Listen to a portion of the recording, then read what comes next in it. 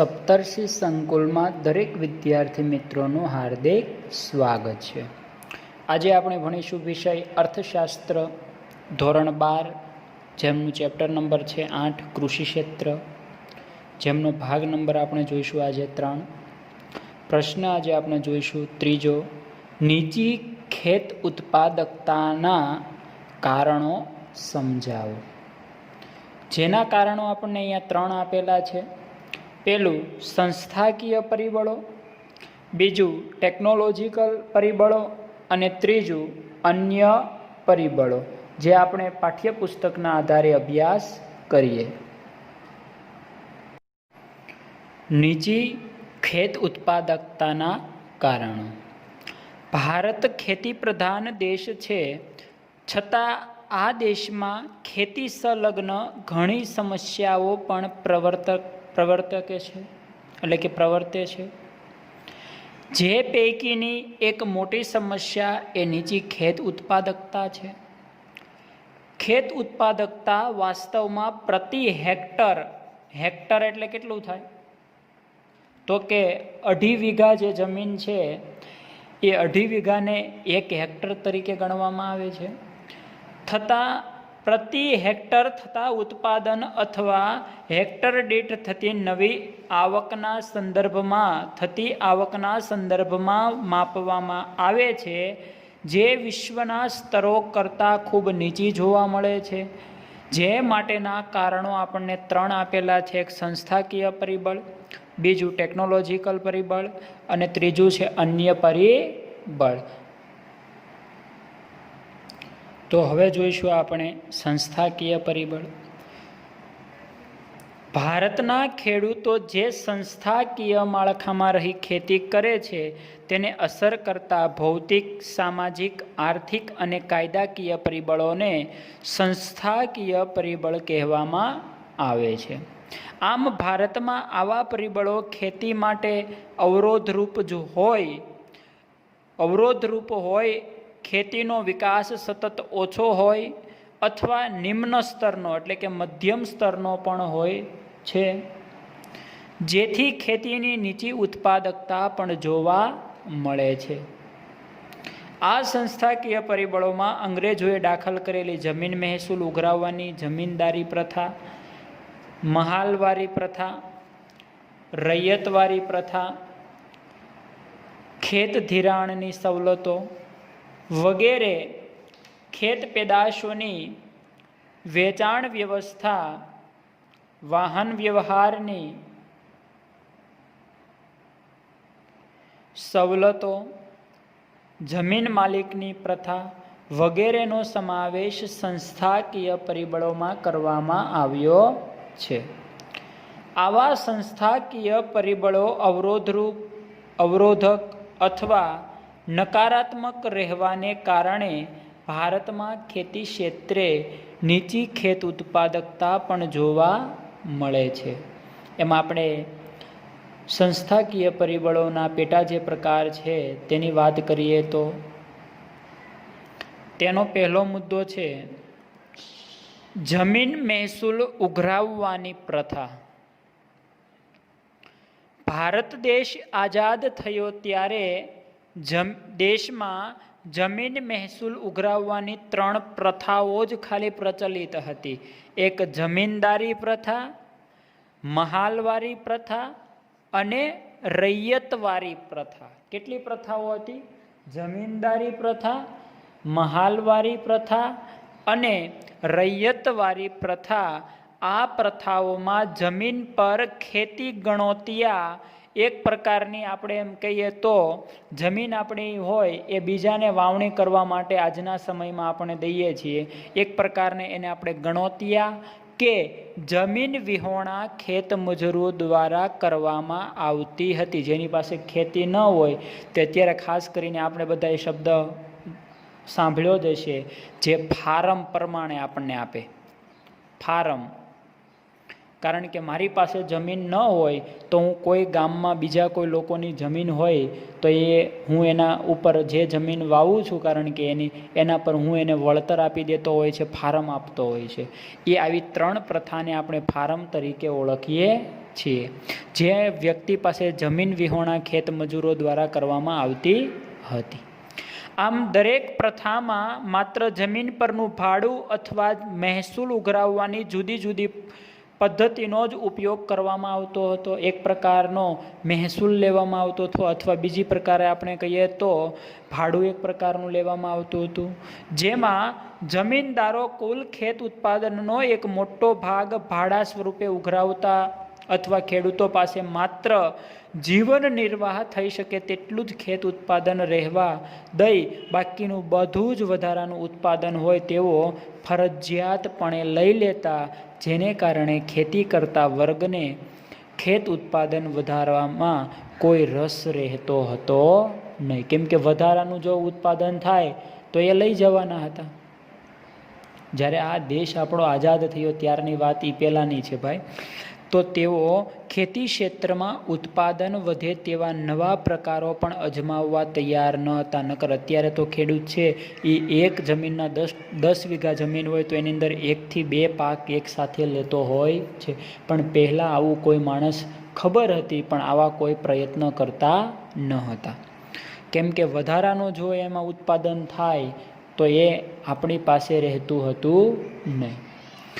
તો આમ ખેતી ક્ષેત્રનું ઉત્પાદન પ્રમાણ લગભગ સ્થિર રહેવા પામતું હતું. આમ કૃષિ ક્ષેત્રનું ઉત્પાદન દેશની જરૂરિયાત અને ખેતી કરતા વર્ગની જરૂરિયાત અનુસાર ધીમે ધીમે વધારો પ્રાપ્ત કરતું ન હતું. આમ આઝાદી પૂર્વે ખેડે તેની જમીનના કાયદા હેઠળ ખેડ હક સલામતી સાથે સાંથને આપણે ભાડું કહીએ અથવા ભાડા પેટે કહીએ, અથવા મેં તમને કીધું એમ એક પ્રકારની ફાર્મ પણ એને કહેવાય. તો ફાર્મ જે આપણે મમ્મી પપ્પાને પૂછવાનું કે આપણી જમીન છે કોઈ છે એ આપણે જ વાવીએ છીએ કે બીજા કોઈ વાવે છે. જો બીજા કોઈ વાવતા હોય તો એને આપણે જમીન આપણી ફાર્મ અથવા ભાડા પેટે એને આપણે દેતા હોઈએ છીએ. આ ભાડા નિયમન અંગેના કાયદાઓ પસાર કરવામાં આવ્યા, પરંતુ આ કાયદાઓનો સંપૂર્ણપણે અમલ ન થતાં ખેડૂતોને શોષણ મુક્ત કરી શકાયા નથી, જેમાં સરવાળે કૃષિ ક્ષેત્રમાં નીચી ઉત્પાદકતાનો પ્રશ્ન ખૂબ જ વિકટ બન્યો અને મોટો પ્રશ્ન બન્યો છે. હવે આમાં ખાલી જે મેન મુદ્દા છે એ આપણે જોઈએ તો બીજું ખેત ધિરાણ. તો ભારતમાં મોટા ભાગના ખેડૂતો ગરીબીનો સામનો કરતા જોવા મળે છે. જેમ કે દરેક પાક અગાઉ ખેત ધિરાણની આવશ્યકતા હોય છે. આ ખેત ધિરાણ દ્વારા તેઓ બિયારણ, ખાતર, જંતુનાશક દવાઓ વગેરે ખરીદી કરવા શક્તિમાન બને છે અને ઉત્પાદન પ્રક્રિયા શક્ય બનાવે છે અથવા બને છે. પરંતુ આઝાદી સમયથી ખેત ધિરાણમાં ખાનગી નાણાં ધીરનારની મોટી ભૂમિકાઓ ખૂબ જોવા મળી છે, જેમાં 1951માં અંદાજે 71.6% ખેત ધિરાણના નાણાં ધીરનારનો વ્યવસાય કરતા લોકો દ્વારા કરવામાં આવ્યું હતું. ધિરાણ કરતા હતા લોકો. આ ધિરાણ તેઓ ખૂબ ઊંચા વ્યાજ દરે ખેડૂતોને પૂરું પાડતા હતા. આ ઉપરાંત તેઓ હિસાબમાં ગરબડ કરી ગરીબ ખેડૂતોને પણ લોકો છેતરતા હતા. આઝાદી પછી સરકારે રાષ્ટ્રીય સ્તરે બેન્કોનું વિસ્તરણ કર્યું અને વિસ્તરણ કરતા નાણાં ધીરનારનો વ્યવસાય કરતા લોકોનું એક મહત્વનું ઘટક છે, એટલે કે ધીમે ધીમે એક ઘટક હતું એ ઘટકમાં ઘટતું ગયું છે, જેમાં સરકારે 1975થી પ્રાદેશિક ગ્રામીણ બેન્કોનું નિર્માણ કર્યું, જે 1982થી નાબાર્ડ ઓળખાય છે. કયા નામે ઓળખાય છે? નાબાર્ડ. જે એનું પૂરું નામ જોઈએ તો national bank for agriculture and rural ડેવલપમેન્ટની રચના કરી, જેમાં સંસ્થાકીય ખેત ધિરાણનો વ્યાપ ધીમે વધર્યો, એટલે કે વધારો થયો છે. જેમાં નાણાં ધીરનારનો વ્યવસાય લોકો દ્વારા માત્ર 27% ખેત ધિરાણ પૂરું પાડવામાં આવે છે, જ્યારે બાકીનું મોટા ભાગનું ખેત ધિરાણ વિભિન્ન સંસ્થાઓ દ્વારા પૂરું પાડવામાં આવે છે. આ તમામ બાબતો પરથી સ્પષ્ટ થાય કે ખેડૂતોનો સંસ્થાકીય ખેત ધિરાણના માધ્યમો સિવાયના ખેત ધિરાણમાં ધિરાણ મેળવવા પાછળનો ખર્ચ ઊંચો રહેતો હોવાથી ખેડૂતોને કૃષિ ક્ષેત્રની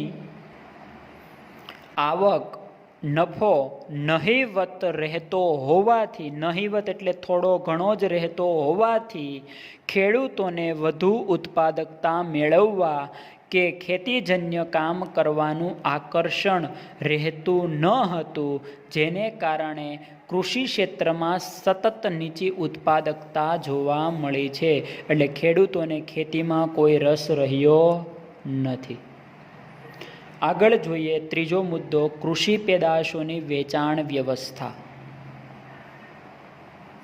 ભારતમાં નબળા પાયાના માળખાને કારણે, એને આપણે એમ કહીએ ઇન્ફ્રાસ્ટ્રક્ચરને કારણે અતિરિયાળ ગ્રામ્ય વિસ્તારોમાં, એટલે કે નાના નાના જે ગ્રામ્ય વિસ્તારો છે તે વિસ્તારોને અને ખેત બજારોને જોડતા યોગ્ય રોડ રસ્તા કે વાહન વ્યવહારની સગવડ યોગ્ય નથી.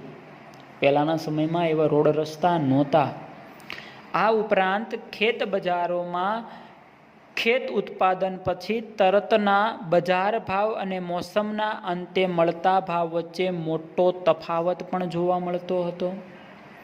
એમ મોટા ભાગે ખેત પેદાશોના ઊંચા ભાવનો લાભ ખેડૂતોને બદલે વેપારીઓ અને સંગ્રહખોરોને મળતો હતો. આપણે કારણ કે જે વસ્તુનો પાક ઉત્પાદન કર્યો છે એ ઉત્પાદન આપણે જે કર્યું છે એનો આપણે સંગ્રહ કરી શકતા નહોતા. એટલે એ વસ્તુ કોણ લઈ જાય? આપણી પાસેથી વેપારી લઈ જાય અને એ સંગ્રહ કરે, ભેગું કરે, એકઠું કરે. જ્યારે એ વસ્તુની ડિમાન્ડ આવે, માંગ આવે, ત્યારે જ એ વસ્તુનું વેચાણ કરતા હતા. આગળ, આમ દેવામાં ડૂબેલા ખેડૂતોને દેવાની ચૂકવણી કરવા પોતાના ખેત પેદાશોને ઘણીવાર ઉત્પાદન પહેલાં જ સ્થાનિક શાહુકાર કે દલાલ, કારણ કે આપણે પાક હજી ઉગતો હોય, પાક સારો હોય, ત્યાં લોકો આડતિયા કે દલાલ આવીને આપણે કહેતા હોય કે આ ભાઈ તારે પાક વેચવાનો છે, તો આપણે એને હજી ઉત્પાદન થાય એ પહેલાં આપણે એને વેચાણ પણ કરી દેતા હોઈએ છીએ. તો એને આપણે સ્થાનિક શાહુકાર કહેવાય, દલાલ કહેવાય કે આડતિયા તરીકે પણ આપણે એને ઓળખીએ છીએ. જેમાં ખેડૂતો ઓછા માહિતગાર હોવાથી બજાર અંગેની કોઈ જાણકારી લેતા નહોતા. કેમ કે વેપારીઓ આપણી પાસે આવે, એ વેપારીને આપણે અહીંયા નામ આપ્યા કે દલાલ કે શાહુકાર કે આડતિયા. આપણી પાસે આવે એટલે કે ભાઈ તમે કપાસ ઉગાડેલો છે, તો કપાસ આ રીતના છે, તો તમારે દેવો હોય અમને, તો અમે આ ભાવેથી ખરીદી કરશું. બોલો શું તમારું કહેવું છે?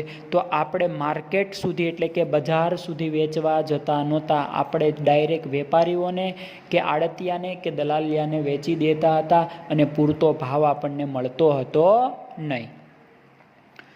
આમ જાણકારી, બજાર અંગેની જાણકારી, બજાર ભાવ અંગેની જાણકારી કે બજારમાં વેચાણની પદ્ધતિની કોઈ પ્રકારની વગેરે આપણને જાણકારી ન ધરાવતા હોય અને પોતાના ખેત ઉત્પાદનનું સારું વળતર મેળવી શકતા પણ નથી, જેને કારણે તેઓ નિરાશાવાદી બનતા હતા. એટલે એને ખેડૂતોને કૃષિ પેદાશમાં રસ રહેતો ન હતો. હવે વાત કરીએ ચોથા મુદ્દાની, ગ્રામીણ સમાજ વ્યવસ્થા. ભારતના ખેડૂતો મોટા ભાગે પારબ્ધવાદી અને અપૂરતી માહિતી ધરાવે છે.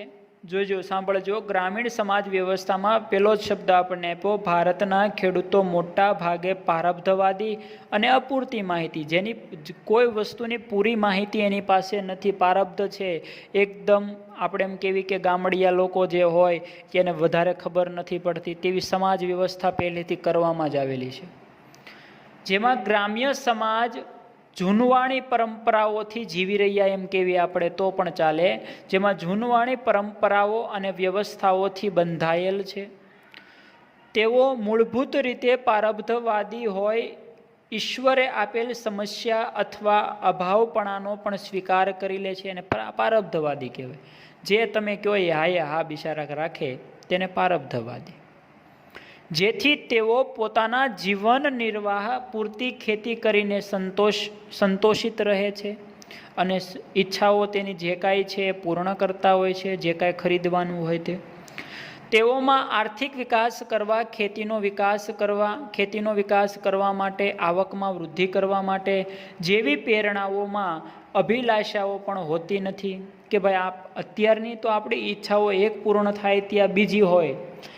આપણી પાસે સાયકલ હોય ત્યાં આપણે એમ થાય ફોર વ્હીલ હોય તો, ફોર વ્હીલ હોય ત્યાં એમ થાય ટુ વ્હીલ હોય તો, ફોર વ્હીલ હોય ત્યાં આપણી પાસે હેલિકોપ્ટર હોય તો, હેલિકોપ્ટર હોય ત્યાં આપણે એમ થાય વિમાન હોય તો. એમ માણસની ધીમે ધીમે ઈચ્છાઓ પણ સંતોષાતી ન હતી, અત્યારના સમયમાં સંતોષાતી નથી. પહેલાં તો માણસની અભિલાષાઓ હોતી નહોતી, કેમ કે કોઈ માણસને આવક જ એટલી બધી નહોતી, તો અભિલાષાઓ પણ હોતી નથી. તેના કારણે ગ્રામ્ય અર્થતંત્રોનું કેન્દ્ર એવું કૃષિ ક્ષેત્ર નીચી ઉત્પાદકતાઓ પણ ધરાવે છે, જેના આપણે 4 મુદ્દા અહીંયા પૂર્ણ કર્યા. અને હવે જોઈએ તો ટેકનોલોજીકલ પરિબળો. ભારતના કૃષિ ક્ષેત્રમાં પાકની બાબતમાં પરંપરાગત એવી જૂની ઉત્પાદન પદ્ધતિનો ઉપયોગ પણ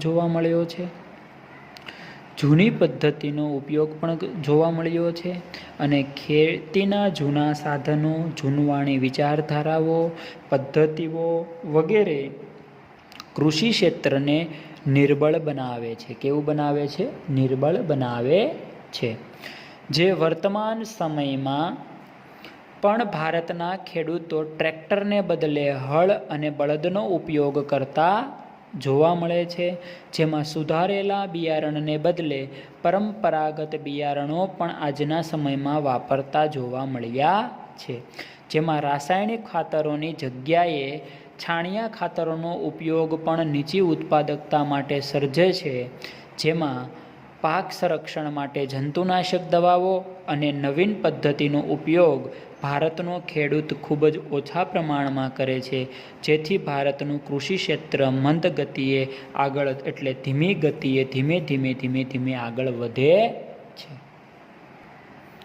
હવે આપણે જોઈએ તો અન્ય પરિબળો, જેમાં ખેત ઉત્પાદકતાના કારણોમાં ત્રીજો છેલ્લો મુદ્દો છે અન્ય પરિબળો. એમાં પણ એના પેટા પ્રકારમાં જોઈએ પરિબળોમાં તો વસ્તીનું ભારણ. ભારતના કૃષિ ક્ષેત્રની નીચી ઉત્પાદકતા પાછળનું એક મોટું કારણ ખેતી પર વસ્તીનું વધુ પડતું ભારણ છે. કૃષિ ક્ષેત્ર પર વસ્તીના વધુ પડતા ભારણને કૃષિ ક્ષેત્ર પર રોજગારી માટે નભતા, એટલે કે આધાર રાખતા લોકોના પ્રમાણને આધારે સમજી શકાય છે. આમ ભારતની આઝાદી સમયે ભારતના લોકો, એટલે કે 72% લોકો ખેતી ક્ષેત્રમાંથી રોજગારી મેળવતા હતા. આ ટકાવારી વર્ષ 2001-2માં ઘટીને 58% થઈ છે. 72%માંથી કેટલા ટકા થઈ? 58% થઈ. જ્યારે 2013-14માં ખેતી ક્ષેત્રમાં રોજગારી મેળવતી વસ્તીનું પ્રમાણ કેટલા ટકા પાછું થયું? ઘટીને 49% થયું. આમ ખેતી ક્ષેત્ર પર રોજગારીનું ભારણ ઘટ્યું હોવા છતાં તે અન્ય ક્ષેત્રો કરતાં ખૂબ વધુ છે અને વિદેશોની તુલનામાં ખૂબ નીચું જણાય છે. અહીં ખેતી ક્ષેત્ર કુલ ઉત્પાદનનું જે પ્રમાણ મેળવે તેને વધુ પડતી વ્યક્તિઓ વચ્ચે ઉત્પાદન અથવા આવક સ્વરૂપે વહેંચાતું હોય. આમ શ્રમની ઉત્પાદકતા કેવી જોવા મળી છે? તો કે નીચી જોવા મળી છે. હવે અન્ય પરિબળોમાં આપણે જોઈશું તેનો બીજો પ્રકાર જે કારણોમાં છે પરિબળોમાં, તે આર્થિક આયોજનનો અભાવ. ભારત સરકારે પ્રથમ પંચવર્ષીય યોજનાના બૃહદપણે ખેતી ક્ષેત્ર માટે બનાવી હતી. ભારત સરકારે પ્રથમ પંચવર્ષીય યોજના બૃહદપણે કોના માટે બનાવી? ખેતી ક્ષેત્ર માટે બનાવી. પરંતુ બીજી પંચવર્ષીય યોજના 1956થી ભારતનું આર્થિક આયોજન ઉદ્યોગો કેન્દ્રિત બન્યું છે. કોના માટે બન્યું છે? ઉદ્યોગો કેન્દ્રિત બન્યું છે. જે ભારત સરકાર ઉદ્યોગોના વિકાસ પાછળ જેટલા પ્રયત્નો, સમય, ફાળવણી ખર્ચ કરે છે તેટલું પ્રદાન તેણે ખેતી ક્ષેત્રને આપેલ નથી. એમ સરવાળે કહી શકાય કે ભારતનું કૃષિ ક્ષેત્ર અનિયમિત અને મંદ દરે વિકાસ કરતું હોવાથી સરકાર પર કૃષિ ક્ષેત્રને જરૂરી પ્રમાણમાં સહાય બનતી નથી અને સહાય આપી પણ નથી. અને આ જ કારણથી ભારતના કૃષિ ક્ષેત્રની સ્થિતિ ચિંતાજનક બનતી જાય છે. કેવી બનતી જાય છે? તો કે ચિંતાજનક બનતી જાય છે. આપણે આજના સમયમાં જોઈએ તો હાલના સમયમાં પંજાબવાળાએ જે ખેતી ક્ષેત્ર માટે ઘણી જે માંગણીઓ કરી તે આપણે બધાએ ન્યૂઝમાં વાંચીએ અથવા જોઈએ છીએ. અને આ પ્રશ્ન અહીંયા પૂર્ણ થાય છે, જેના 3 આપણને કારણો આપ્યા છે નીચી ખેત ઉત્પાદકતાના. તે પ્રશ્ન અહીંયા પૂર્ણ થાય છે અને આવતા નેક્સ્ટ લેક્ચરમાં આપણે નવો પ્રશ્ન જોઈશું.